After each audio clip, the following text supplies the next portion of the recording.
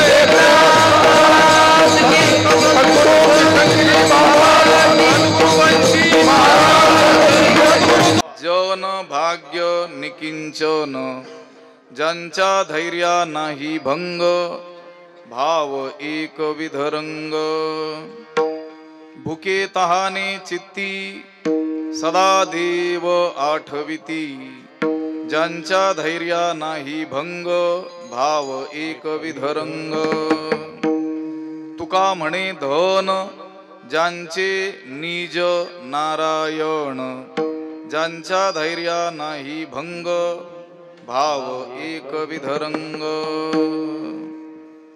श्रीकांतं कमलावरं वररुचिं श्रेष्ठं रमावल्लभं मोक्तारं कलिपङ्कमग्नजनता वृन्दस्य भक्तप्रियं गोपी गणवेष्टितं मधुरया वाण्या स्तुतं सज्जनैः तं भीमा तटवासिनं प्रभुवरं श्री पांडुरंगं भजे पांडुरंगा करू प्रथम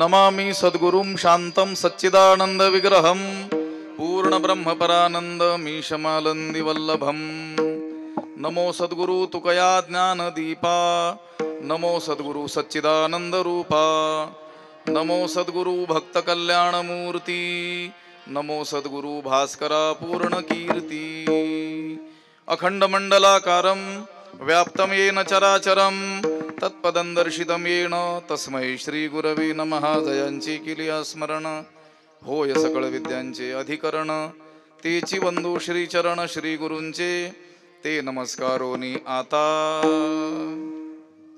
आम्हा सोय रे हरिजन जनी भाग्य निकिंचन ज्यांच्या धैर्या नाही भंग भाव एक विधरंग प्राप्त स्थळी कीर्तन रूपी सेवेकरिता उपस्थित केलेला हा अभंग जगद्गुरु संत श्रेष्ठ वैराग्य शिरोमणी श्री तुकाराम महाराज यांचा संतपर या प्रकरणातील 4 चरणांचा असून या अभंगाद्वारे तुकाराम महाराजांनी त्यांचे सोयरे असलेले हरिजन म्हणजे संतजन त्यांची लक्षणे सांगितलेली आहेत. विठ्ठल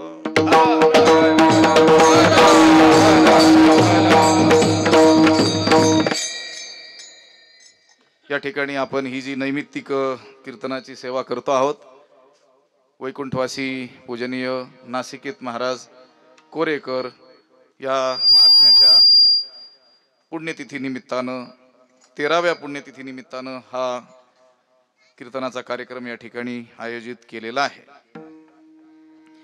या कीर्तनासाठी गावातील परिसरातील आणि दूरवरूनही आलेली अनेक गुणीजन मंडळी ज्येष्ठ वारकरी मंडळी महाराज मंडळी महात्मे मंडळी या ठिकाणी उपस्थित आहेत.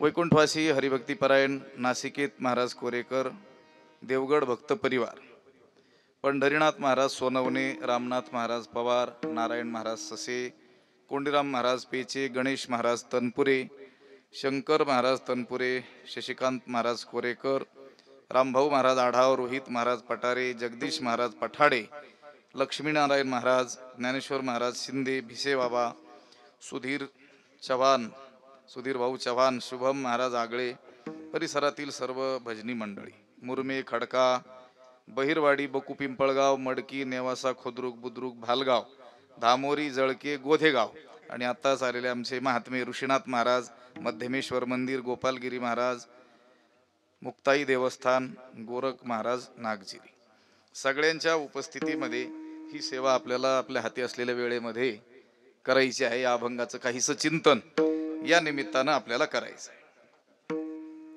तुकाराम महाराजांनी या अभंगामध्ये त्यांचे सोयरे असलेले हरिजन म्हणजे संतजन त्यांची लक्षणं सांगितलेली आहेत.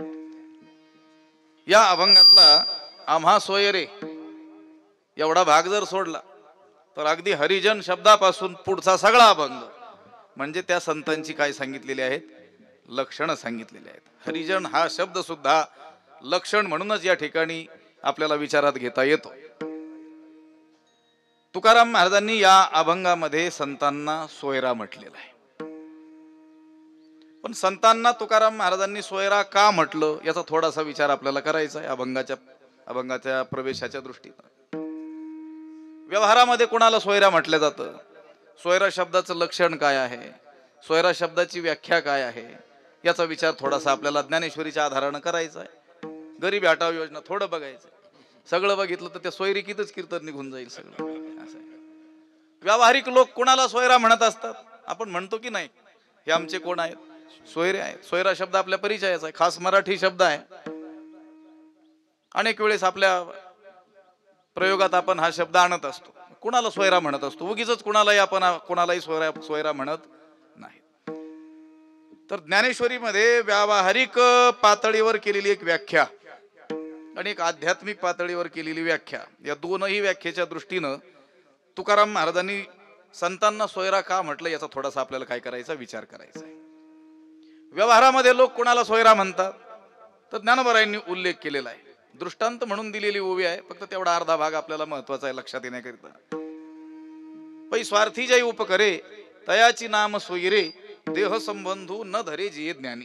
तामस ज्ञानाचं वर्णन करत असताना दृष्टांतादाखल हा भाग ज्ञानोबाराय सांगून गेलेले आहेत. जो आपल्या स्वार्थाला उपयोगी पडतो त्याला व्यवहारात सोयरा म्हणतात. स्वार्थ सिद्धी करून देण्यामध्ये जो हेतू आहे, कारण आहे, त्याला काय म्हणतात व्यावहारिक लोक, सोयरा म्हणतात. जो आपल्या स्वार्थाला उपयोगीच पडत नाही, कोण्या कामाचाच नाही, त्याला काही व्यवहारातील लोक सोयरा म्हणत. ही व्यावहारिक लोकांची व्याख्या आहे. पण या व्याख्येला धरून देखील तुकाराम महाराजांनी संतांना सोयरा म्हटलेला आढळून येतो. आणि दुसरा जो भाग मी बोलून गेलो होतो तो आध्यात्मिक आणि व्यावहारिक असा दोन्हीकडे आपण जोडू शकतो. सौजन्य तेथे सोयरीक 18व्या अध्यायाच्या शेवटच्या श्लोकावर भाष्य करताना अनेक दृष्टांत ज्ञानोबारायांनी दिले. रावो तेथे कटक, सौजन्य तेथे सोयरीक, वन्नी तेथे दाहक असने कीजी. तर सौजन्य तेथे सोयरीक, जेथे जिव्हाळा आहे, आपुलकी आहे, प्रेम आहे, तेथे काय आहे, सोयरीक आहे. याचाच अर्थ जो प्रेम करतो तो सोयरा. सोयरा शब्दाच्या दोन व्याख्या आपल्या समोर आहेत. जो स्वार्थाला उपयोगी पडतो त्याला सोयरा म्हणतात आणि जो प्रेम करतो त्याला सोयरा म्हणतात. मग सोयऱ्या शब्दाच्या या दोन व्याख्या ज्ञानोबारायांच्या आपल्या समोर असल्यामुळं तुकाराम महाराज संतांना सोयरा म्हणत असताना संतांना का सोयरा म्हणतात याचा विचार आपल्याला करायचा. तर या दोनही व्याख्येच्या दृष्टीनं तुकाराम महाराज संतांना सोयरा म्हणतात. जो स्वार्थाला उपयोगी पडतो तो सोयरा, ही पहिली व्याख्या आपण विचारात घेऊ. तुकाराम महाराजांचा असा कोणता स्वार्थ आहे की ज्या स्वार्थामध्ये संत हे काय आहेत, हेतू आहेत, कारण आहेत, उपयोगी आहेत. वरवर जर पाहिलं तर तुकाराम महाराजांच्या जीवनात कोणताच स्वार्थ दिसून येत. पराकोटीचं निस्वार्थी जीवन कोणाचं दिसतंय, तुकोबारायांचं दिसतंय. कोणताच स्वार्थ त्यांच्या जीवनात शिल्लक राहिलेला आपल्याला दिसत नाही. पण गोष्ट अशी आहे, भलेही व्यावहारिक स्तरावर सांसारिक दृष्टीनं तुकाराम महाराजांना स्वार्थ राहिलेला नसला तरी देखील तुकाराम महाराजांना स्वार्थच राहिलेला नाही असं मात्र नाही. बोललेलं लक्षात येतंय का? तुकाराम महाराजांना सांसारिक स्वार्थ कोणत्याही गोष्टीचा राहिलेला नाही आहे. पण याचा अर्थ तुकाराम महाराज पूर्ण निस्वार्थी आहेत असं नाही, ते देखील स्वार्थी आहेत. पण कोणत्या दृष्टीनं?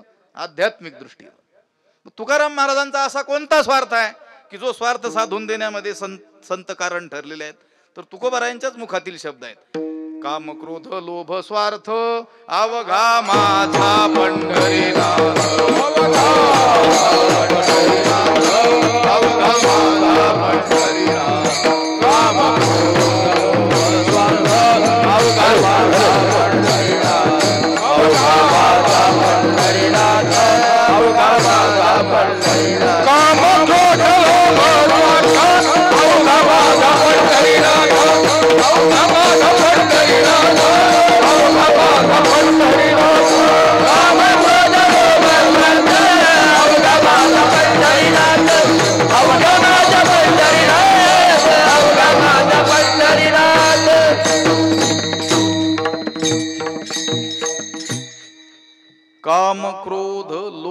स्वार्थ अवघा माझा पंढरीनाथ. तुकाराम महाराज म्हणतात आमच्या कामाचा, क्रोधाचा, लोभाचा आणि स्वार्थाचा ही विषय एकमेव पांडुरंग परमात्मा झालेला आहे. आमच्या स्वार्थाचा देखील विषय कोण आहे? पांडुरंग आहे. तुकाराम महाराजांचा स्वार्थ काय आहे? पांडुरंग आहे. विषय तो त्यांचा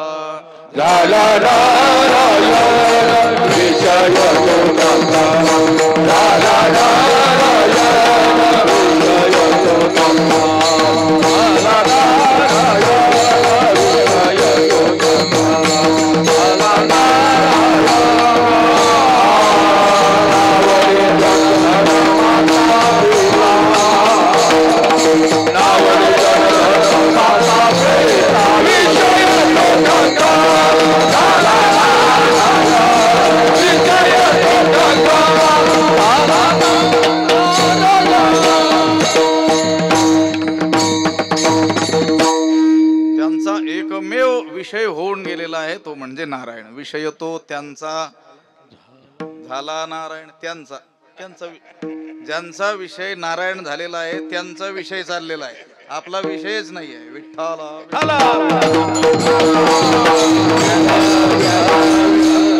एक विषय तो सकळांचा हरी. त्यांच्या कामाचाही विषय पांडुरंग परमात्मा आहे. क्रोधाचाही विषय पांडुरंग परमात्मा आहे. लोभाचाही विषय पांडुरंग परमात्मा आहे. आणि स्वार्थाचाही विषय कोण आहे? पांडुरंग परमात्मा आहे. म्हणजे तुकाराम महाराजांचा स्वार्थ केवळ आणि केवळ कोण आहे? पांडुरंग आहे. आणि तो स्वार्थ रूपी पांडुरंग प्राप्त करून देण्यामध्ये संत हे महत्वाची भूमिका बजावत असल्यामुळं तुकाराम महाराजांनी संतांना सोयरा म्हटलं. विठ्ठला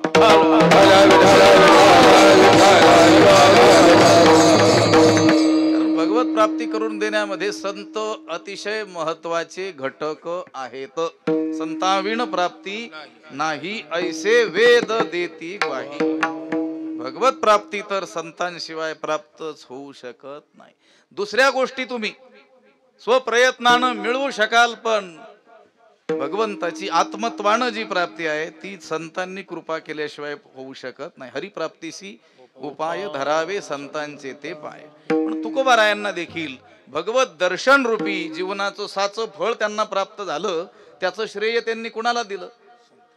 तुम्ही सांभाळिले भय निरसली खंती. भगवत दर्शन रूपी जीवनाचं साचं फळ आम्हाला आज जे प्राप्त झालं त्याचं कारण हे संतजन हो, तुम्ही आमचा स्वीकार केला, सांभाळ केला. म्हणून याचाच अर्थ भगवंताची प्राप्ती संतांच्याच कृपेनं होत असते.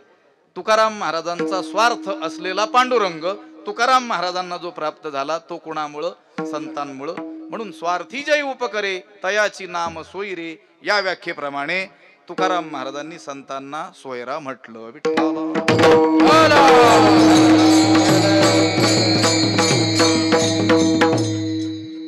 आणि आणखी एक व्याख्या मी सांगितली, सौजन्य तेथे सोयरी. जेथे सौजन्य आहे, जिव्हाळा आहे, आपुलकी आहे, प्रेम प्रीती आहे, तेथे काय आहे? सोयरी. काय म्हणजे जो प्रेम करतो तो सोयरा. आमचे सद्गुरू वैकुंठवासी घुले बाबा म्हणायचे, जो सोय ठेवतो तो सोयरा. विठ्ठला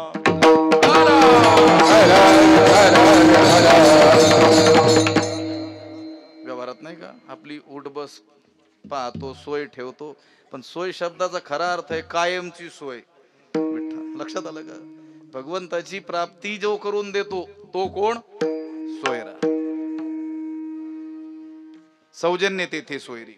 तसं तर व्यवहारात अनेक लोक एकमेकांवर प्रेम करताना आपल्याला दिसतात, पण ते सापेक्ष प्रेम आहे. हा त्याच्यावर करतो म्हणून तो त्याच्यावर करतो. ये यथा माम प्रपद्यन्ते, तसंच चाललेलं दिसतं जगामध्ये. निरपेक्ष प्रेम करणारे केवळ कोण आहेत? संत आहेत. या न्यायानं या व्याख्येनुसार देखील संत कोण आहेत? सोयरे आहेत. तुकाराम महाराज संतांना काय म्हणतात? सोयरा म्हणतात. आता गोष्ट अशी आहे, तुम्हाला सांगतो, जीवाचा एकमेव आणि खरा सोयरा कोण आहे? देव आहे. देव सोयरा, देव सोयरा, देव सोयरा, देव सोयरा,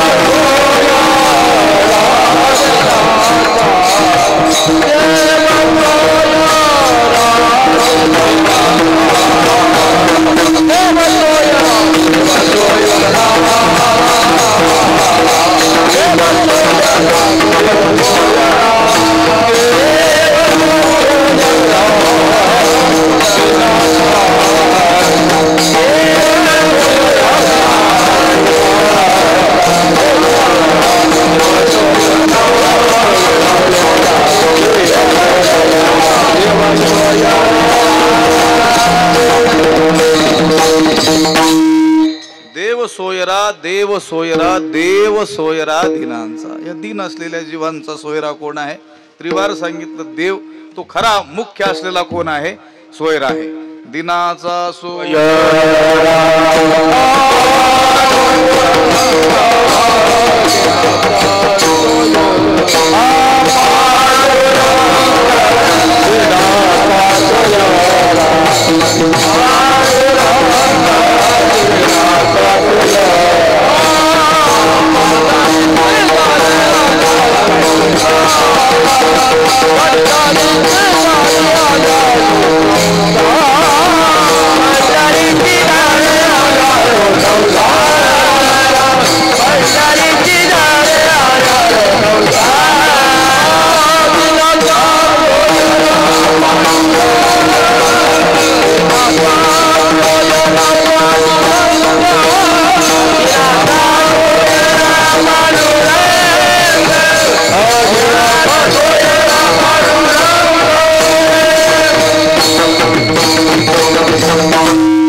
पंढरीशी जारे आल्यानो संसारात दिनाचा सोयरा पांडुरंग. पांडुरंग काय आहे?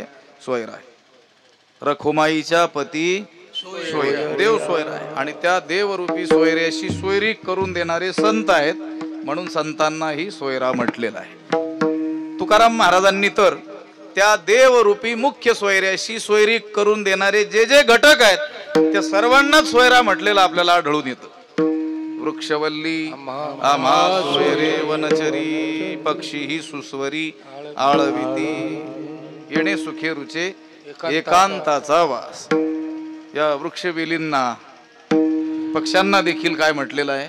सोयरा म्हटलेलं आहे. का म्हटलेला आहे सोयरा? तर भगवंत रूपी सोयऱ्याशी सोयरी करून देणारे हे घटक आहेत. यांच्या सानिध्यात राहिल्यानंतर मन एकाग्र होतं आणि भगवंताचं चिंतन घडतं. म्हणजे भगवत प्राप्तीमध्ये हे सहाय्यक ठरत असल्यामुळं यांनाही सोयरा म्हटलं. विठ्ठला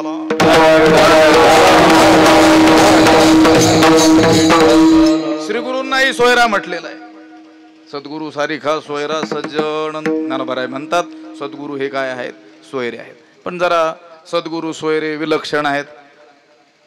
व्यवहारामध्ये आपण पाहतो, आपण एखादी सोयरी केली, ज्याच्याशी सोयरी केली त्याचे पहिले सोयरे आपले काय होतात? नवीन सोयरे. म्हणजे सोयरी की न सोयरी काय होते? वाढते. असंच आहे ना व्यवहारामध्ये. एक सोयरा केला की त्याचे पहिले अगोदरचे सोयरे काय होतात? सोयरे होऊन जातात. म्हणजे सोयरीक वाढते. व्यवहारात सोयरीक केल्यानं सोयरीक वाढते. पण सद्गुरु हे असे विलक्षण सोयरे आहेत. ज्ञानोबा म्हणतात, हे असो विस्मोदातारा, तू होशी जयाचा सोयरा, सोयरिकीच्या व्यवहारामुखेची तू. व्यवहारात एक सोयरीक केल्यानं सोयरीक वाढते. पण सद्गुरु हे असे विलक्षण सोयरे आहेत की ज्यांच्याशी सोयरीक केली की सगळ्या सोयरीकी काय होतात? खंडित होऊन जातात.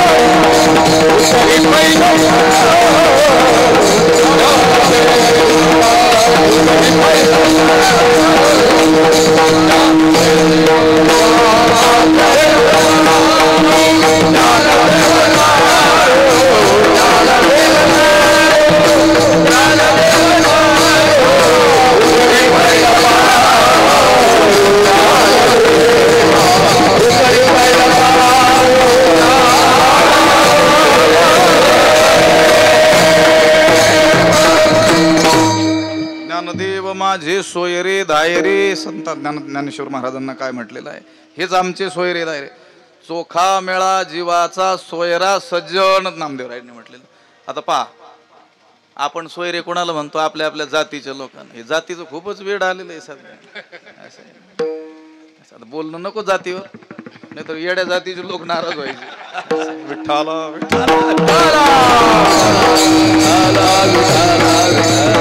नामदेवराय म्हणतात चोखा मेळा माझा कोणी सोयरा आहे. लक्षात आलं? कोणत्या अर्थाला धरून सोयरा म्हटलं? जातीचा म्हणून थोडंच म्हटलेलं आहे. लक्षात, या व्याख्येला धरून म्हटलेला आहे सोयरा.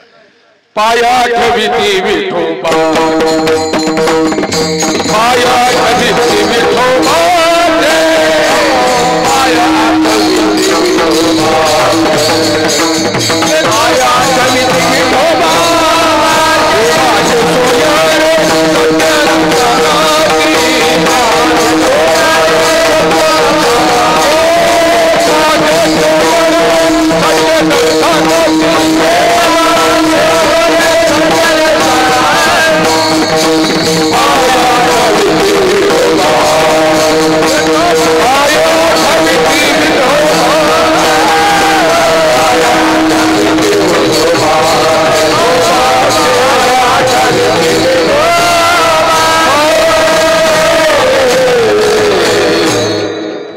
कोण सोयरे आहेत आमचे?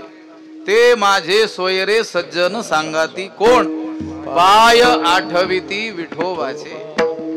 विठोबाच्या चरण कमळाचं अहोरात्र ध्यान करणारे जे कोणी आहेत ते आमचे कोण आहेत? सोयरे आहेत. विठ्ठला विठ्ठला.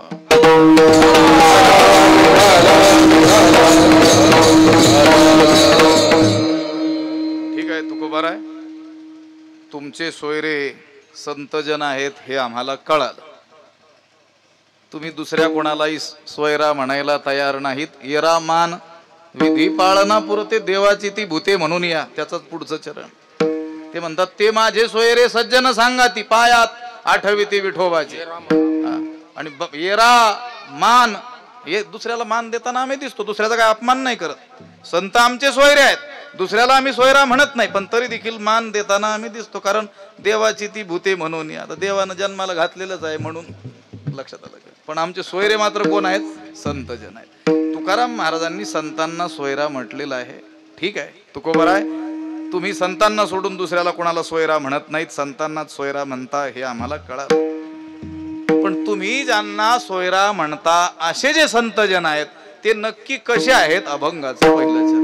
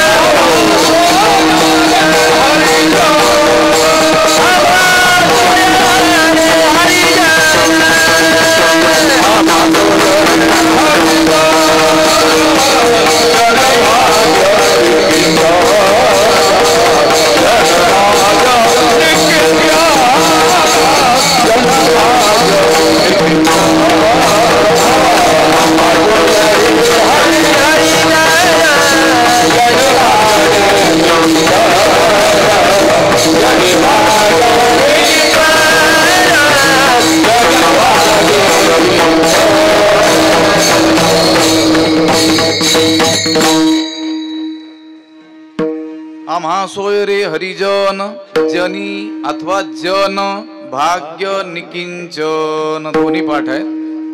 जन भाग्य आणि जनी भाग्य, पण अर्थाच्या दृष्टीनं जनी भाग्य निकिंचन हा पाठ अधिक जवळचा आहे. तुकाराम महाराज तुम्ही संतांनाच सोयरा म्हणता, संतान वाचून कोणाला सोयरा म्हणत नाहीत. पण तुम्ही ज्यांना सोयरा म्हणता ते संतजन नेमके कसे आहेत?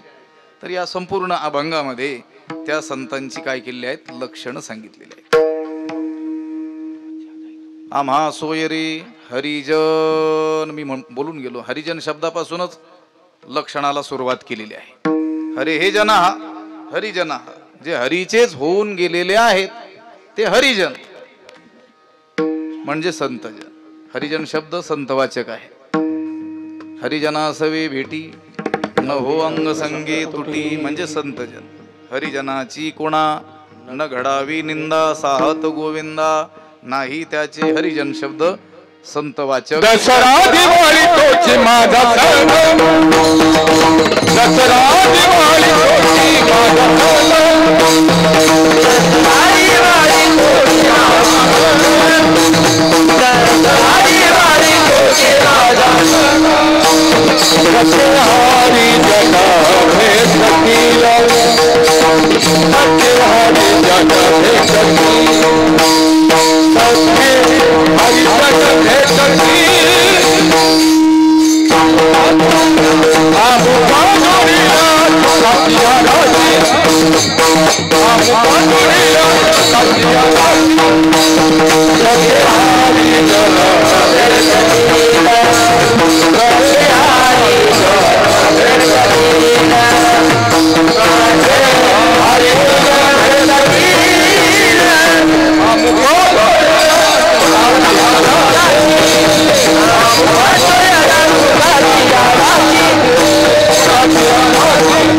जगा भेटतील.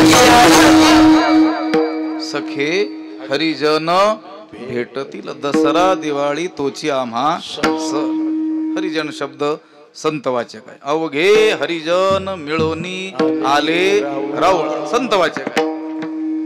तुकोबाराय म्हणतात आमचे सोयरे कोण? हरिजन म्हणजे संतजन. पण कोणत्या संतांना तुकाराम महाराज सोयरा म्हणतात हे पाहणं आवश्यक आहे. आता आपण व्यवहारात तर कोणालाही संत म्हणतो, पदवी देऊन मोकळेच हो. सगळेच विद्यापीठच झाले आहेत सगळे. याने त्याला पदवी द्यायची आणि त्याने याला द्यायची. परस्परम प्रशंसन्ति अहो रूपम अहो ध्वनी, तसं सांगतात. साहित्यामध्ये आलेला प्रसिद्ध श्लोक आहे ना, काय उष्ट्रस्य गृहे लग्नम गर्दभा शांती पाठका. हा उंटाच्या घरी लग्न होतं आणि मंत्रपाठक ब्राह्मण म्हणून कोणाला नेलं होतं?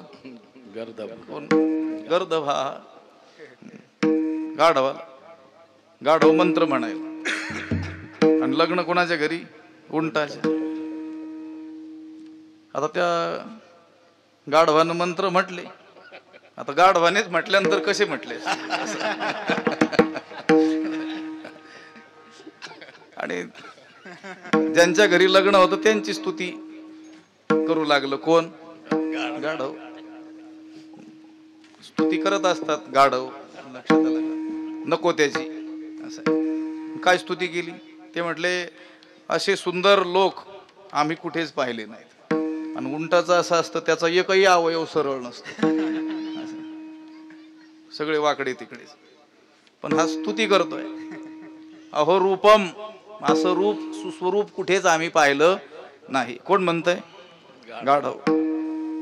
आणि मग त्यांना वाटलं आता यांनी आपली स्तुती केलेली आहे म्हणून याची स्तुती केली पाहिजे. पण याची कोणती स्तुती करावी? पण आताच मंत्र म्हटलं म्हणे. त्यांनी सांगितलं असा स्वर देखील आम्ही आयुष्यात ऐकलं. आता हे काय त्या उंटासाठी गाढवासाठी नाहीच आहे. त्यांना कळणारही नाही सांगितलं तर, कारण गाढवांना कळतच नसतं सांगितलं. असं आहे. हे दुसऱ्या उंटासाठी बरं झालं. विठ्ठला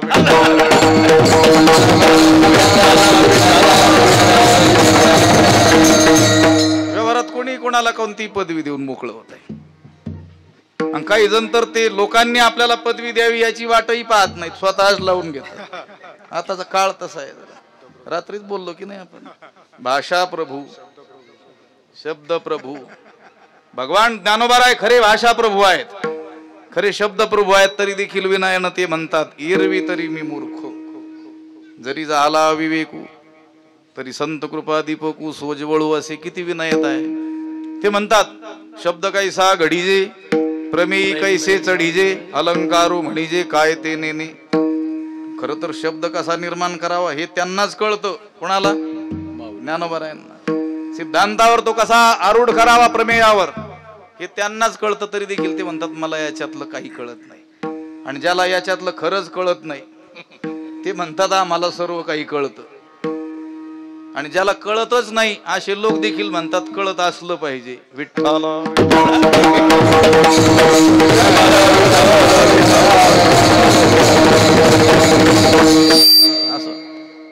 तुकाराम महाराज उगीच कुणालाही संत आणि उगीच कोण्याही संतांना सोयरा म्हणणार नाही आहेत. लक्षात आलं का? तुकाराम महाराजांचं देवाचं भांडण झालं होतं की नाही, प्रसिद्ध आहे ना. करीसी ते देवा करी माझे सुखे परी मी त्यासी मुखे न म्हणे संत. देवाचं तुकोबरायचं भांडण झालं. कारण घडलं असावं, देवानं बहुतेक पंढरपुरात मोठा सप्ताह केला असावा वाळवंटात अधिक मासात 1 महिनाभर लाख लोक रोज जेवायला. आता सप्ताह करायचा म्हटल्यानंतर खर्च येतो, अनेकांची मदत घ्यावी लागते. सप्ताह करणाऱ्या लोकांना ठाऊक आहे. योगायोगाने शेवटच्या दिवशी तुकोबराय देहूवरून पंढरपूरला गेले.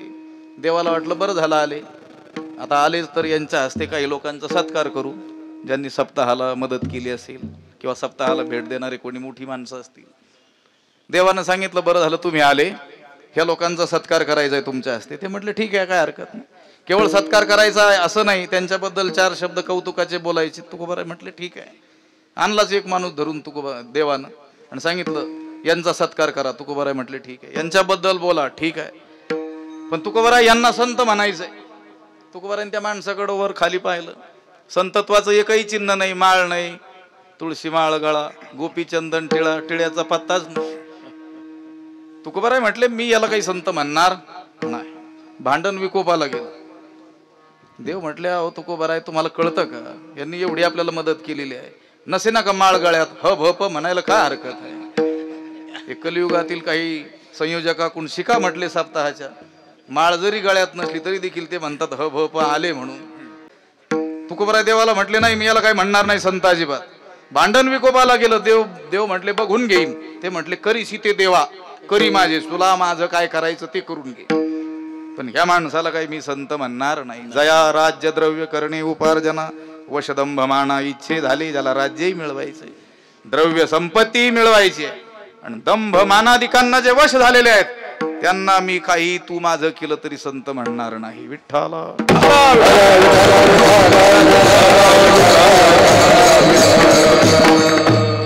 पण ह्या भंगातच ऐकायचं फक्त आपण, असं नाही दिसणार. का दिसतंय कुठं? असं आहे. तुकोबराय कुणालाही संत म्हणणार नाही, किंवा लोक एखाद्याला संत म्हणत असतील तर लगेच त्याला लोक संत म्हणतात म्हणून हा माझा सोयरा आहे असंही म्हणणार नाही. ते लक्षण सांगू लागलेले आहेत. आमचे सोयरे असलेले हरिजन कसे आहेत, जनी भाग्य निकिंचन. आता विपरीत वाटण्याचा संभव आहे बरं. तुकाराम महाराज ज्या संतांना आपला सोयरा म्हणतात त्या संतांचं हे जे लक्षण सांगितलेलं आहे ते आपल्याला बुद्धीला पटेलच असं नाही आहे. आपल्याला उलट वाटण्याचा संभव आहे, ते उलट नाही आहे. आपली बुद्धी उलटी झालेली असल्यामुळं ते सुलट उलट दिसू लागलेलं आहे. जनी भाग्य निकिंचन, जगामध्ये निष्कांचनतेलाच, निर्धन अवस्थेलाच, दारिद्र्य अवस्थेलाच जे भाग्य म्हणतात, भाग्य मानतात, असे संतजन आमचे सोयरे आहेत. विठ्ठला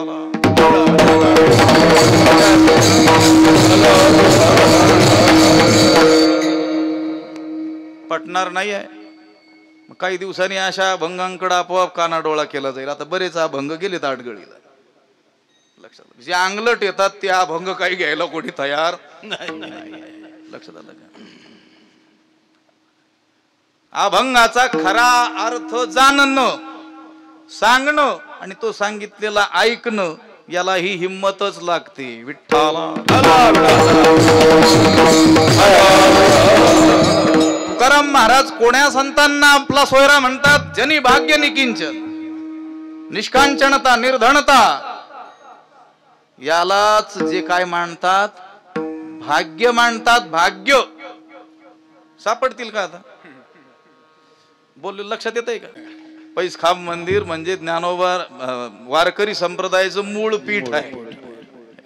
तिथूनच उगम आहे की नाही संप्रदायाचं. ज्ञानदेवे रचिला पाया. कुठे रचिला? पैठणला, आळंदीला नाही, कुठे? कुठे? पैसखांब मंदिरात, पैसखांबाजवळ. कोणत्या रूपानं? ज्ञानेश्वरी अमृतानुभव रचनेच्या रूपानं.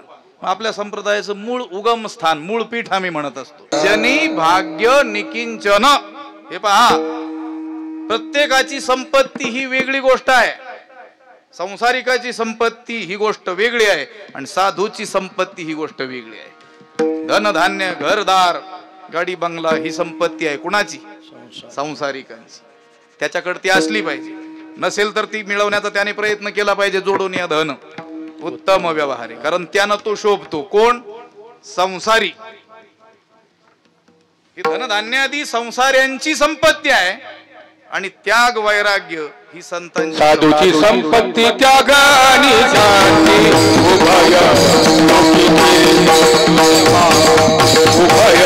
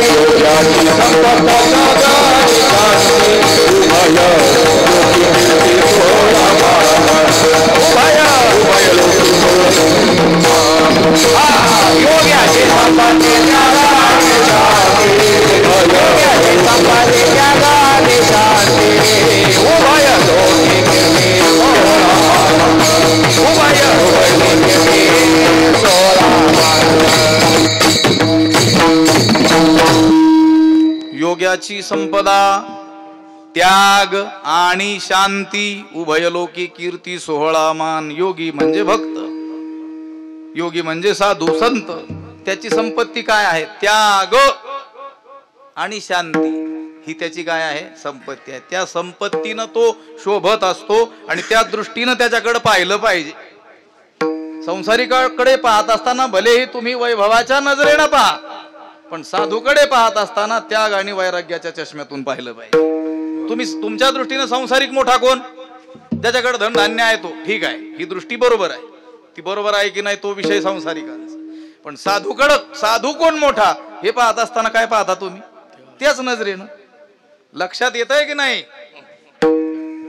पैशानं जमीन जुमल्यानं संसारी शोभतो तो मोठा, आणि साधूकडे पाहत असताना तीच दृष्टी, ज्याच्याकडे अधिक धन आहे, अधिक लोक आहेत, तो मोठा. कोणी सांगितलं तुम्हाला? कुठं एखादी ओवी शास्त्र वचन आहे का?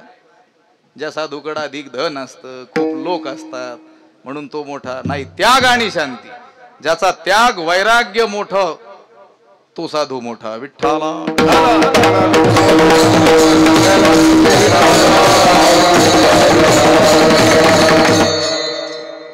तुकोबारायांचा विचार करा. तुकोबाराय सोयरा ज्याला म्हणतात तो त्यांच्या बरोबरीचा तर असला पाहिजे की नाही? आपण सोयरी कोणाशी करतो? बरोबरीच्याशी करतो की नाही? मग तुकोबारायांचा हा भयंकर असा बाणेदार स्वभाव जो आहे, विवेकासहित वैराग्याचे बळ धगधगीत ज्वाळ अग्नी जायचा असं ज्यांचं वर्णन केलेलं आहे, ते ज्याला सोयरा म्हणतात तो त्यांच्या समकक्ष समतुल्य असला पाहिजे की नाही? त्यालाच ते काय म्हणतील? सोयरा म्हणतील. कशा आहेत तुकोबाराय? तुकोबाराय म्हणतात, इहलोकी आम्हा भूषण अवकळा. भोपळा वाकळा अन्न भिक्षाच्या भंगाच्या संबंधानं बोलायचं वेळ कुठे? एक चरण देखील होते की नाही? मुश्किल आहे. इहलोकी या मृत्यू लोकामध्ये आम्हा आमच्यासाठी भूषण, ती गोष्ट भूषणावह आहे, गौरवास्पद आहे. कोणती? अवकळा. अवकळा दारिद्र्य. ध्यानात येत आहे की नाही? तुकोबारायांचे शब्द आहेत ते आपण पाठ करून ते म्हणायला सुद्धा जड जाते. लक्षात आलं? तशी स्थिती असणं किती कठीण आहे. हा, म्हणायचेच अवघड आहे. असं आहे. म्हणून म्हटलं ना, काही दिवसांनी ते आपल्याला योग्य एवढे तेवढेच अभंग ठेवतील. असं आहे. तसंच करतील ते काही दिवस. मी म्हणतोय त्यांची ती कृपा आतापर्यंत त्यांनी नष्ट केली नाहीत. विठ्ठला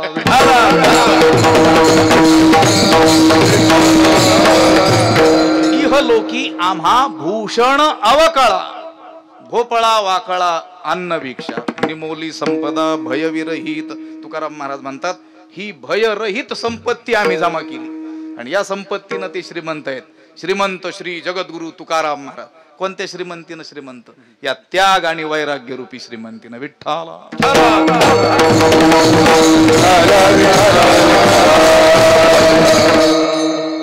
आम्हा सोयरे हरिजन जनी भाग्य निकिंच. हे म्हणणं वेगळं आणि तशी मान्यता असणं वेगळं. एखादा साधक साधूच्या सानिध्यात राहून राहून तो साधू जी वचनं बोलतो तशी वचनं बोलू शकतो. तुकोबारायांसारख्या वैराग्यवान महात्म्याच्या सानिध्यात राहून त्या सानिध्यात राहणारा तुमच्या आमच्यासारखा सामान्य कुणी त्यांची जी अनुभवाची वचनं आहेत ती पाठ करून तशी म्हणू शकतो. आम्हा सोयरे हरिजन जनी भाग्य निकिंचन. आम्ही त्यांनाच सोयरा म्हणतो, त्या संतांना ज्यांना दारिद्र्य हेच भाग्य वाटतं. हे केवळ काय करू शकतो आपण? म्हणू शकतो. हे म्हणणं वेगळं, दारिद्र्य अवस्था भोगणं वेगळं, ती दारिद्र्य अवस्था आनंदानं भोगणं वेगळं आणि त्या दारिद्र्य अवस्थेला भाग्य म्हणणं हे त्याहून वेगळं. लक्षात येतंय का? म्हणणं वेगळं, यात आपण म्हणतो फक्त त्यांचं पाठ केलं म्हणतो. ती दारिद्र्य अवस्था आली तर भोगणं वेगळं, भोगावी लागते. ठेविले आनंदे तैसेचे राहावे, तैसेचे न राहावे तर काय करावे? राहावंच लागते. पुढचं महत्वाचं चित्ती असू द्यावे. एखादा साधक साधनेचं बळ असल्यामुळं आलेली दारिद्र्य अवस्था आनंदानं भोगू शकतो. बोललेलं लक्षात येतंय? आनंदानं भोगू शकतो. तो काय म्हणेल? माझ्या प्रारब्धाचा हा भाग आहे, हे दुःख माझ्या प्रारब्धात आहे दारिद्र्याचं, म्हणून मी काय करतो? देवानं ठेवलं तसं मी काय करतो? राहतो. पण दारिद्र्य अवस्था आनंदानं भोगणं वेगळं आणि त्या दारिद्र्य अवस्थेलाच भाग्य म्हणणं वेगळं. श्रेष्ठ साधक असेल तर फार तर तो ती दारिद्र्य अवस्था आनंदानं भोगू शकतो, पण दारिद्र्य अवस्थेला भाग्य मानण्याचं बळ मात्र फक्त संतांतच आहे. विठ्ठला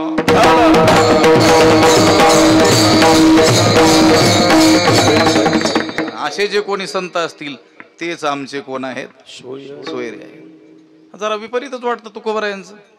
अहो व्यवहारातही आम्ही लोक एकमेकांना सोयरा म्हणतो, पण व्यावहारिक लोकांचा कल कोणाला सोयरा म्हणण्याकडे असतो?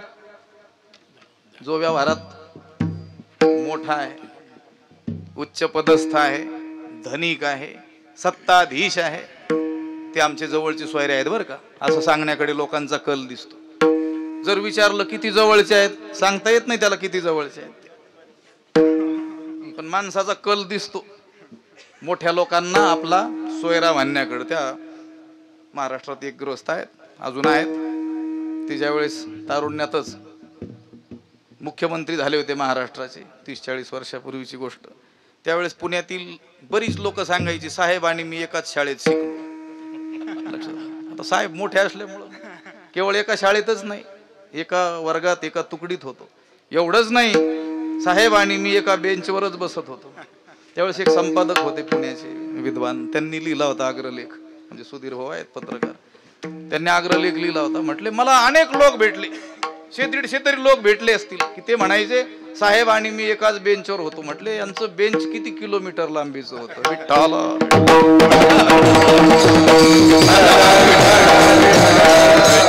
म्हणजे व्यावहारिक लोकांचा कल मोठ्या लोकांना सोयरा म्हणण्याकडे असताना तुकाराम महाराज मात्र इथं दारिद्र्याला भाग्य मानणाऱ्या संतांना सोयरा म्हणतात.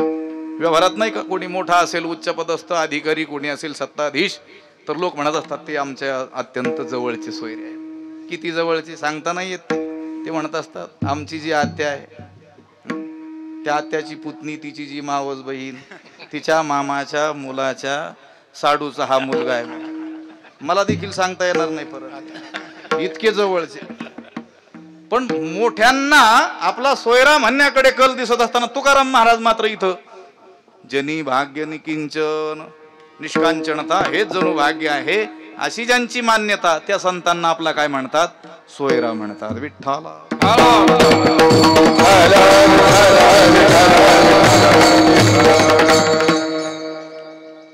आम्हा सोयरे हरिजन जनी भाग्य निकिंचन. पण तुम्हाला सांगतो, दारिद्र्य अवस्था भाग्य आहे असं म्हणणं वेगळं आणि दारिद्र्य अवस्थेला भाग्य आहे असं मानणं वेगळं. म्हणणं आणि मानणं याच्यात काय आहे? फरक आहे. सानिध्यात राहणारा एखादा संतांप्रमाणे म्हणू शकतो दारिद्र्य हेच भाग्य, दारिद्र्य हेच भाग्य, पण कुठपर्यंत? पैशाची अडचण निर्माण होत नाही तोपर्यंत. आणि ज्या वेळेस का त्याला अडचण निर्माण होईल आणि देवावर तेवढा त्याचा विश्वास नसेल, त्यावेळेस मात्र त्याचं धैर्य काय होतं? भंगत. आणि आपण जे म्हणतो आहोत त्याच्याच उलट त्याची वागणूक सुरू होते. बोललेलं लक्षात आलं तर बरं होईल. असं येईल, पण अजून 4-2 वर्ष लागतील. असं आहे. सगळ्यांच्या लक्षात यायला, एवढं तर लक्षात यायला लागलंय काय की हे जरा वेगळं वातावरण आहे. असं आहे. असं आहे. कीर्तनात कुत्र मांजर घोडं गाढव काही आलंच नाही म्हणते. असं ओव्या ज्ञानेश्वरी अभंग घेऊन यावे का घोडे गाढव घेऊन हिंडव. लक्षात आलं. जे संत आहेत, तुकाराम महाराज ज्यांना आपला सोयरा म्हणतात, ते संत त्यांच्यावर कोणताही प्रसंग बेतला तरी देखील त्यामध्ये त्यांचं धैर्य भंगत नाही. दुसऱ्याच्या धैर्य नाही भंग, धैर्य नाही भंग, धैर्य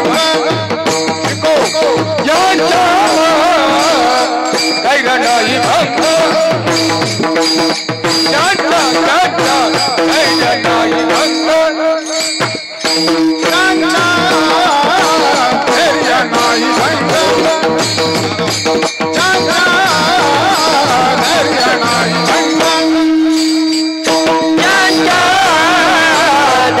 नाही भंग,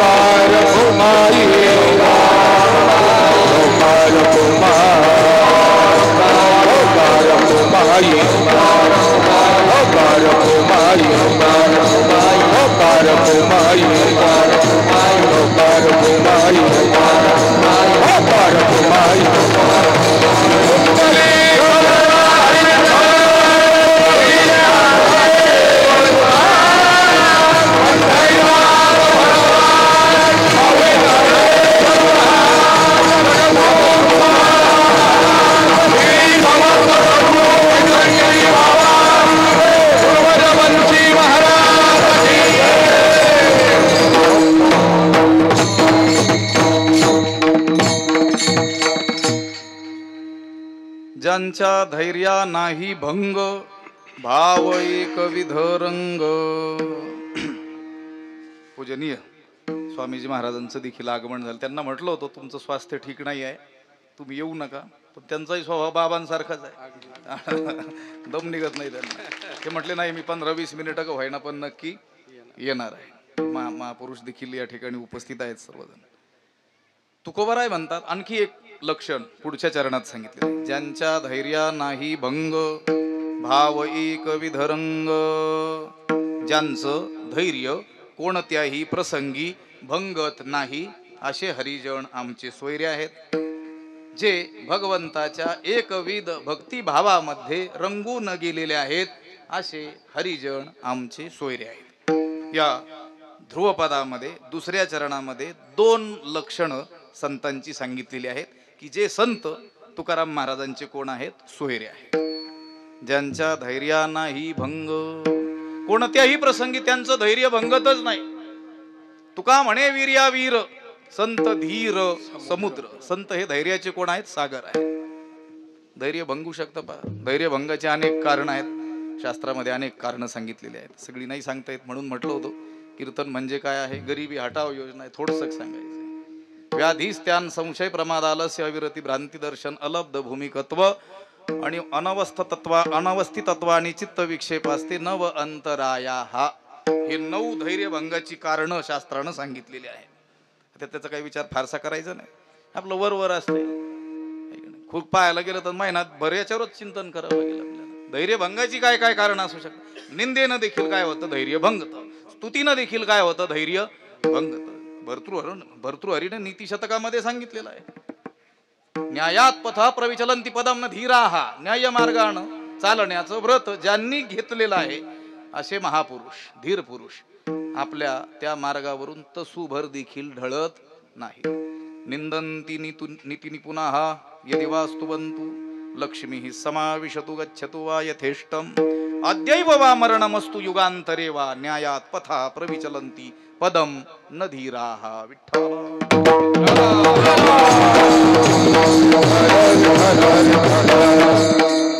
निंदेनं देखील काय होतं, धैर्य भंगत.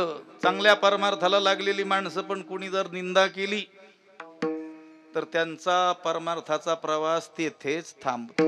नवीन माणसं असतात, नवीन साधनेला लागलेले असतात, पण त्यांना प्रोत्साहन द्यायचं सोडून त्यांना मागं ओढणारेच ऋषी मुनी अनेक असतात जगात. लक्षात येत आहे का?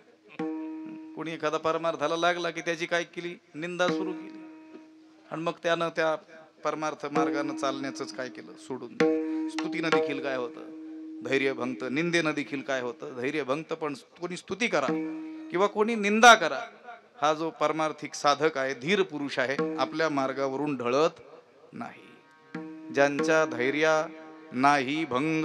आणखी एक कारण शास्त्रामध्ये प्रबळ कारण सांगितलेलं आहे धैर्यभंगाचं. संतांचं धैर्य कोणत्याही प्रसंगी भंगत नाही आणि आपलं मात्र आपण धीरच धरत नाही. काय कारण? आशा धृतीम हंती, असं अनेक ठिकाणी अनेक पुराणांमध्ये वेगवेगळी रूपं बदलून हे श्लोक आलेले आपल्याला आढळून येतात. धैर्याचा नाश कोण करते? आशा. लक्षात येत आहे का? अंतःकरणामध्ये जर आशा निर्माण झाली तर असलेलं धैर्य काय होतं, भंगत असतं. आशाती करविते बुद्धीचा तो लोप, तुकोराय म्हणतात. धैर्य बुद्धीचा लोप कोण करते? आशा. आपल्या अंतःकरणामध्ये आशा पाश शतैर्बद्धा काम क्रोध परायणा असे आपण असल्यामुळं, शेकडो आशेच्या पाशाने आपण बांधले गेलेले असल्यामुळं आपलं धैर्य टिकत नाही. आणि संतांचं धैर्य भंगत नाही, कारण गेले आशा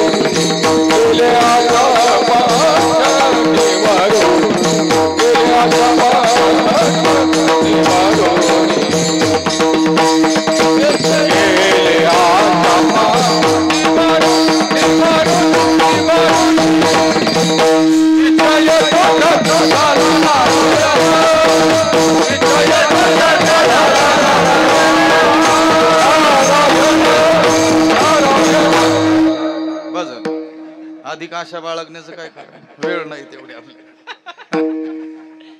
भक्त ऐसे जाणा जे देही उदास. संत लक्षण सांगत असताना, भक्ताचं लक्षण सांगत असताना गेले आशा पाश निवारोनी. ज्यांना आशात शिल्लक राहिलेली नाही ते संत. आणि मग धैर्यभंगाचं प्रमुख कारण असलेली आशा जळ समूळ नष्ट झालेली असेल. आशा ही समूळ खणून काढावी, देवाची गोसावी व्हावे तेणे, नाहीतरी बरे असावे संसारी, फजिती दुसरी करू नये.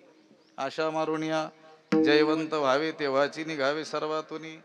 तुका म्हणे जरी योगाची तातडी, आशेची बी बुडी करी आधी. चांगला अभंग आहे. तुकोबाराय म्हणतात, आशा खणून काढावी आणि मगच काय व्हावं, साधू व्हावं. कापून काढावी नाही, नाही तर वरी वरी पालवी घोडी जे मुळी तरी उदक घालीचे, तसं नाही करायचं. खणून काढायची समूळ, मुळासह, तेव्हाची गोसावी व्हावे ते. तेव्हाच या मार्गात काय व्हावं पाऊल टाकावं. पुढचा चरण महत्वाचं आहे. नाहीतरी बरे कुठे असावे संसारी, फजिती दुसरी करू नये, दुसरी करू नये दुसऱ्याची तर करूच नये. विठ्ठला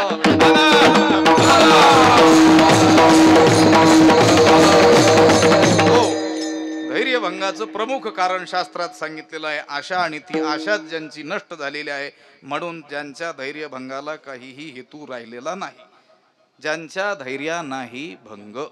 आता धीर पुरुषाच्या अनेक व्याख्या केलेल्या आहेत. आपल्याला किती वाजता थांबायचंय सांगा म्हणजे बरं राहील. हा 12ला संपलं पाहिजे. ठीक आहे, एवढंच होईल.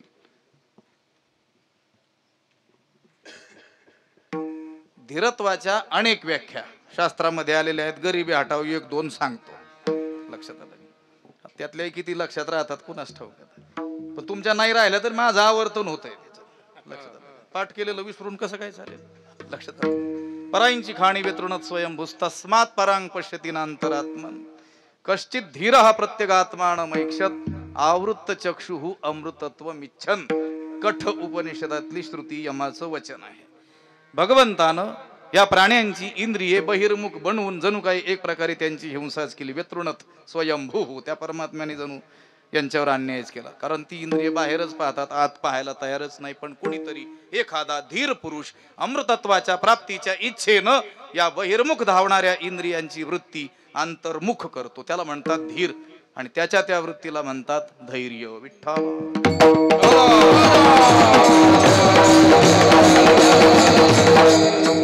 विकार हेतव सती विक्रियन्ते येषान्न चेतांसी त एव धीराः. साहित्यिकाने आणखीन एक व्याख्या केलेली आहे.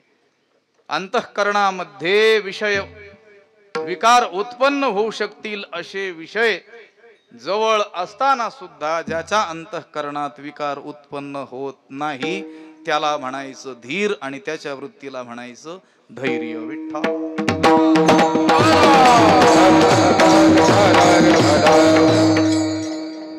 काही दुर्जन लोकांनी कुलटा स्त्रीची योजना तुकोबारायांना भ्रष्टवण्यासाठी केलेली असताना त्या स्त्रीला उद्गार आहेत उद्देशून. जाईव तू माते न करी सायास आम्ही विष्णुदास तैसे न हो पराविया नारी रखुमाई समान.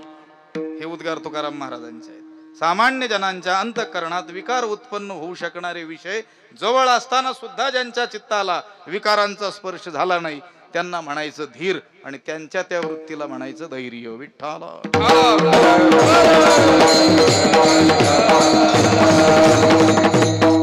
ज्यांच्या धैर्या नाही भंग, कोणतेही प्रसंग येऊ द्या त्यांचं धैर्य भंगत नाही. पहा, तुकोबारायांच्या जीवनामध्ये दुष्काळाचे प्रसंग आहे. दुष्काळ्या अटीला द्रव्य नेला मान, स्त्री एक अन्न करिता मेली. बरे झाले देवा निघाले दिवाळे, बरे या दुष्काळे पीडा केली.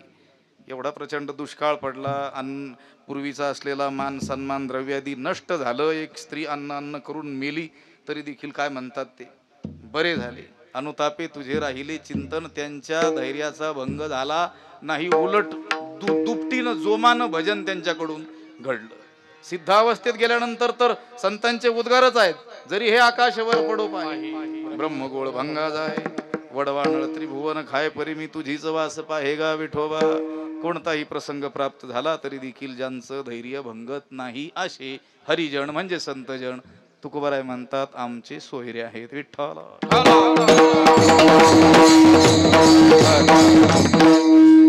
भाव एक विध रंग, हे स्वतंत्र लक्षण आहे. याच्यावर कीर्तन होऊ शकतं.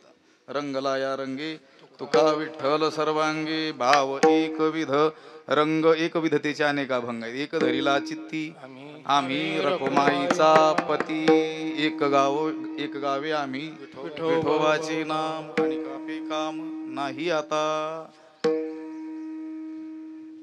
ज्यांच्या धैर्या नाही भंग, भाव एक विध रंग. देवाच्या भजनात ते इतके रंगून गेलेले आहेत की कोणतेही दुःख त्यांना प्राप्त झाले तरी देखील ते चित्तामध्ये देवाचं नित्य स्मरण करत राहतात. भुके तहाने चित्ती सदा देव आठविती. तिसरं चरण. भुके तहाने म्हणजे भुकेसारखं आणि तहानेसारखं जीवाला पिळवटून टाकणारं दुःख जरी प्राप्त झालं तरी देखील चित्तामध्ये सदैव देवाचं जे काय करतात स्मरण करतात. दुसरी जी दुःख असतात ना त्या दुःखामध्ये सांत्वना करता येते. लक्षात आलं का? दुसरी माणसं येऊन दुःख काय करत असतात हलकं करत असतात. पण मला सांगा बरं, भुकेचं आणि तहानेचं दुःख एखाद्याला झालंय आणि त्याला सांगू लागले, होतच असतं, अशी भूक लागतच असते, तो काय डोक्यात दगड नाही घालायचं का? सगळ्यात भयंकर दुःख सांगितलं, प्राणाला व्याकुळ करून टाकणार कोणतं? भुकेचं आणि तहानेचं. हे उपलक्षण घ्यायचं. त्याचा अर्थ भुकेसारखं आणि तहानेसारखं जीवाला पिळवटून टाकणारं कोणतंही दुःख प्राप्त झालं तरी देखील जे आपल्या चित्तामध्ये सदैव देवाचं स्मरण करत राहतात, असे हरिजन, असे संतजन आमचे सोयरे आहेत. विठ्ठल आवडे हे धन आम्हा नारायण, तैशा परी लोभ्याला जसं धन आवडतं. कृपणाचं चित्त कसं असतं ज्ञानोबा म्हणतात, रोवणी ठेवले ठेवयापाशी. तो कुठेही फिरत असला जगामध्ये तरी देखील त्याचं चित्त कुठं असतं? ते धन जिथं पुरून ठेवलेलं आहे तिथं. तुकोबाराय म्हणतात की नाही, द्रव्य जीवा होनी आवडे या जना, आम्हासी पाषाणा होनी हीर. या जीवांना द्रव्य धन किती आवडतं? जीवा होणी. आम्हाला देव किती आवडतो? बहु आवडसी जीवापासून. याचं कारण आहे पहा, याचं कारण एकच आहे की त्या संतांनी त्या देवालाच काय मानलेलं आहे? आपलं धन मानलेलं आहे. तुका म्हणे धन, तुका म्हणे धन, तुका म्हणे धन,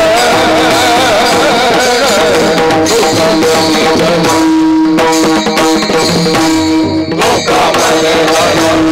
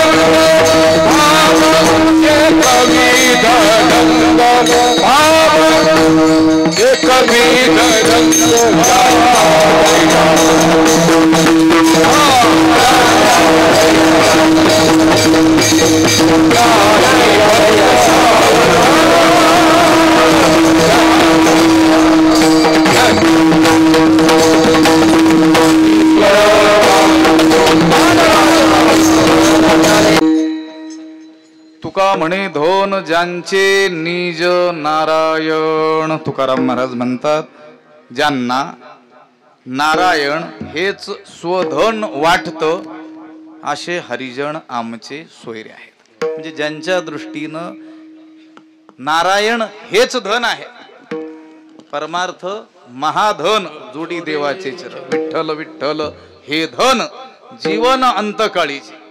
देवाला ज्यांनी काय मानलेलं आहे आपलं, लक्षात येतंय का? देवाला धन मानलेलं आहे. देवालाच ज्यांनी काय मानलं? आपलं धन मानलेलं आहे. असे हरिजन आमचे सोयरे आहेत. या अभंगाचं काहीच चिंतन या निमित्तानं करण्याचा आपण प्रयत्न केला. ही नैमित्तिक कीर्तनाची सेवा होती. वैकुंठवासी नाशिकेत महाराजांच्या 13व्या पुण्यस्मरणानिमित्त, पुण्यतिथी निमित्तानं असलेली ही सेवा आहे. सिद्ध हस्त लेखक ते होते. माता सरस्वती ती त्यांच्यावर चांगली कृपा होती. मला वाटतं सद्गुरू समर्थ किसनगिरी बाबांचं ओवीबद्धच ना चरित्र आणि बरीचशी काही रचना देखील त्यांनी केलेली आहे. सद्गुरू वैकुंठवासी बंशी बाबांची आरती, ती आरतीची रचना सुद्धा त्यांनी केलेली आहे. हे पहा, मनोहर बाबांची आरती असेल, चरित्र लिहिलेलं आहे. सरस्वतीची कृपा असावी लागते.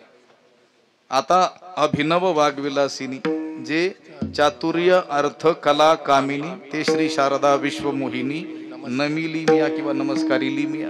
ज्ञानोबा आहे सरस्वतीचं वंदन करतात. चातुर्य अर्थ कला आणि कामिनी हे प्रदान करणारी सरस्वती माता आहे. कालची तिथी काय होती ठाऊक आहे? वसंत पंचमी.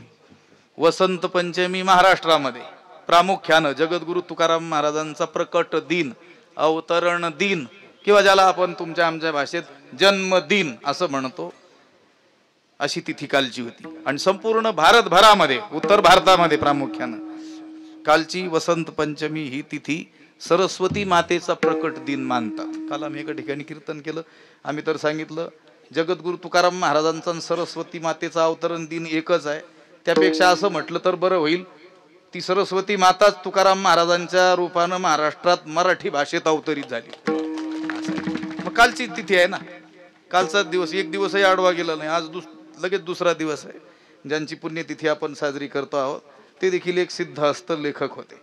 हे पहा, बोलणं ही कला वेगळी आहे, लिहिणं ही कला वेगळी आहे. बहुतेक जे व्याख्याते असतात, वक्तृत्व कला ज्यांना अवगत आहे, त्यांना सहसा लिहिणं जमत. त्यांना सांगितलं एखादा लेख द्या बरं लिहून, 4 दिवस विचार करतील. बोलायला सांगितलं अर्धा तास बोलतील, पण लेख लिहिण्याचं कठीण काम आहे. बरं, ज्यांना चांगलं लिहिता येतं त्यांना सांगितलं बोला तर तू तू प प म म होऊन जातं. लिहायला ते बसले तर 4-4 पानं लिहितील. पण काहींना मात्र अशी विशेष कृपा असते की त्यांना वक्तृत्व शैलीही असते आणि लेखन कला देखील त्यांना असते. सरस्वती मातेची खूप कृपा त्यांच्यावर म्हणायची. आणि वैकुंठवासी नासिकेत महाराज कथा कीर्तनही करायचे, रामायण कथा देखील करायचे, कीर्तन करायचे, भजनही करायचे आणि सिद्धहस्त काय होते, लेखकही होते. ही अशी कृपा थोड्या लोकांवरती भगवंताची असते. आणि त्यांच्या त्या प्रयासामुळं, त्यांच्या त्या लिखाणामुळं महापुरुषाचं चरित्र आपल्या समोर आलं. समोर पुढच्या ज्या अनेक पिढ्या आहेत त्यांच्यापर्यंत तो इतिहास पोहोचवण्याचं मोठं काम त्यांच्या लेखनीनं केलं. ज्यांनी सद्गुरू समर्थ किसनगिरी बाबांना पाहिलं असेल प्रत्यक्ष, त्या लोकांची गोष्ट सोडून द्या, पण पुढची जी पिढी आहे त्यांच्यापर्यंत ते चरित्र मौखिक जाण्यापेक्षा लिखित स्वरूपात जाणं हे काय अधिक महत्वाचं आहे. मौखिक जात असताना त्याच्यामध्ये काय होतं, काही न्यून होतं किंवा काहीतरी अधिक वाढवून सांगितलं जातं. पण जे लिहिलेलं असतं ते काळाच्या ललाटावर अमीट असं असतं, ते चिरस्थायी स्वरूपाचं असतं. आणि असं लिखाण भगवंतानं त्यांच्याकडून करून घेतलं. अशा एका महात्म्याच्या पुण्यतिथी निमित्तानं आपण या ठिकाणी उपस्थित राहिलो. ही सेवा तुमच्या सर्वांच्या वतीनं माझ्या वाट्याला आली. ही सेवा आपण त्यांच्या चरणी समर्पित करूया. संत ज्ञानोबा आदी सर्व संतांच्या चरणी समर्पित करून या ठिकाणी थांबूया. विठ्ठल जय जय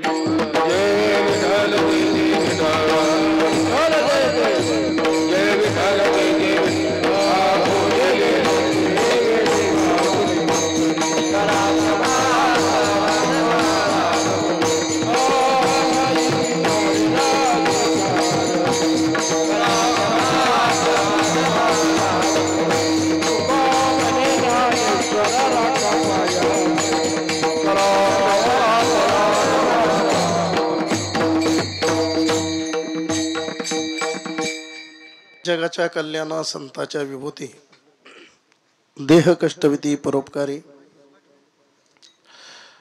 साधूचं जीवन हे जगाच्या सुखाकरता असतं, जगाच्या हिताकरता असतं. साधू जगाच्या कल्याणाकरता चंदनासारखं आपलं जीवन झिजवत असतो. ज्यांचं 13वं पुण्यस्मरण या ठिकाणी सर्व भाविक भक्तांच्या उपस्थितीमध्ये संपन्न झालंय, ते पूजनीय, वंदनीय, श्रद्धेय वैकुंठवासी नासिकेत महाराज. नासिकेत महाराजांचं जीवन कसं होतं, काय होतं, त्यांच्या जीवनाचा परिचय आपल्या सर्वांना आहे.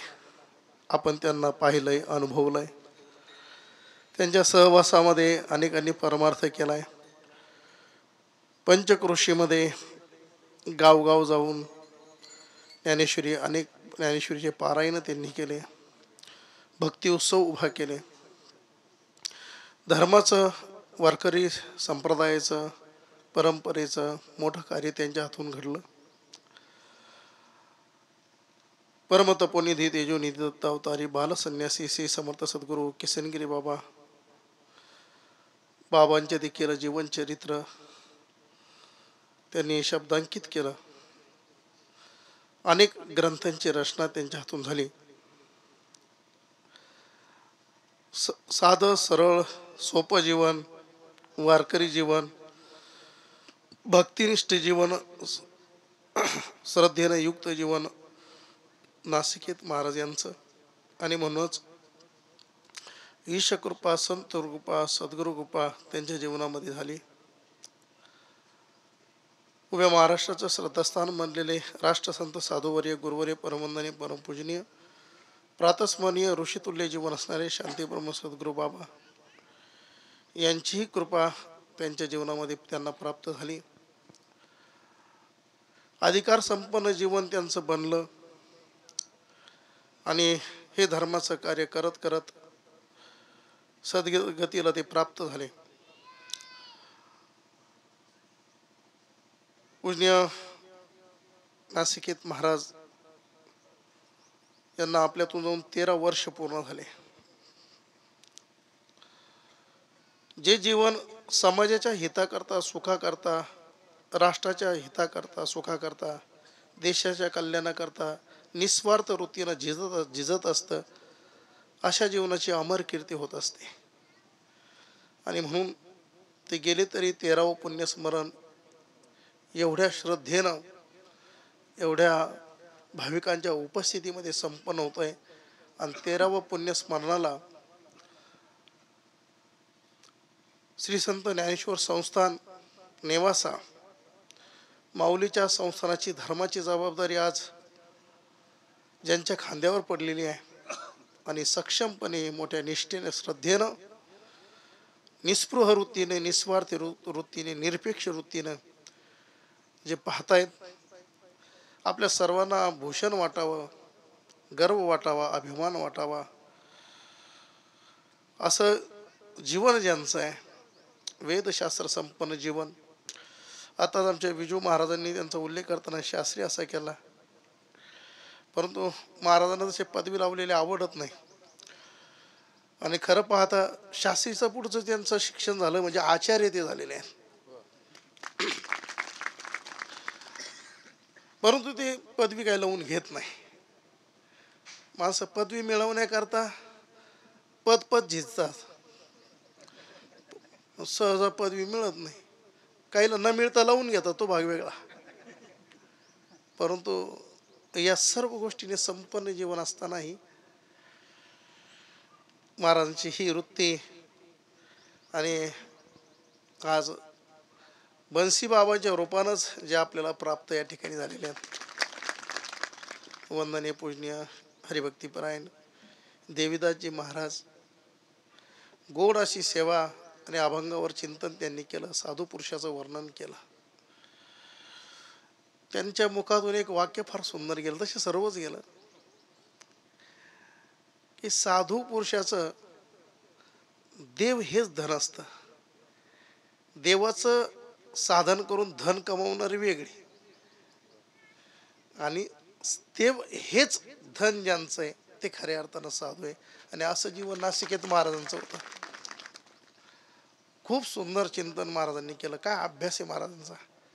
श्रुतीचे वचन, गीतेचे श्लोक, तुकोबरायचे गाथेचे प्रमाण, ज्ञानेश्वरीच्या ओव्या अशा त्यांच्या मुखामध्ये पाजळत आहेत. आणि नेवाशाच्या एवढ्या महान स्थानावर त्यांची नियुक्ती झाली. त्यांची वाणी ऐकल्यानंतर ते सार्थ वाटतं की माऊलीनीच ती त्यांच्यावर कृपा केलेली आहे. रोज माऊलीच्या दरबारात ज्ञानेश्वरीचे पाठ चालू आहे महाराजांचे. आज 4था अध्याय संपत येईल. एका ओवीचं चिंतन चालू आहे. ऑनलाईन जवळपास 60 ते 70 हजार लोक ज्ञानेश्वरी पाठ त्यांचं श्रवण करतायत. आणि माऊलीच्या संस्थानाची सेवा नासिकेत महाराजांच्या 13व्या पुण्यस्मरणाला या ठिकाणी संपन्न झाली. याकरता बोलत होतो की साधू पुरुषाची ही जी जगाच्या सुखाकरता जीवन झिजलेलं ती अमर कीर्ती होत असते. 13व्या पुण्यस्मरणाला माऊलीची गादी या ठिकाणी येते सेवा करण्याकरता. आणि गोड अशी सेवा त्यांनी या ठिकाणी समर्पित केली. या पुण्यस्मरणाच्या निमित्तानं उपस्थित सर्व वंदनीय पूजनीय संत मंडळी, आता सर्वांचा नामोल्लेख झालेला आहे, तरी देखील संन्यस्त जीवन जगणारे आमचे वंदनीय गोपालगिरीजी महाराज वंदनीय, ऋषीनाथ महाराज वंदनीय, गोरक्षनाथ महाराज, आणखी अनेक संत मंडळी या ठिकाणी सर्वांचा नामोल्लेख करणं शक्य नाही. वंदनीय बृहस्पतीनाथ महाराज आणि आपण सर्वच महाराज मंडळी या ठिकाणी आमच्या शेजारी बसलेली वंदनीय रामनाथ बाबा आणि देवगड भक्त परिवारातील सर्व भक्त परिवार, माता भगिनी सगळ्यांच्या उपस्थितीमध्ये गोड अशी सेवा आणि हे 13वं पुण्यस्मरण या ठिकाणी संपन्न झालेलं आहे.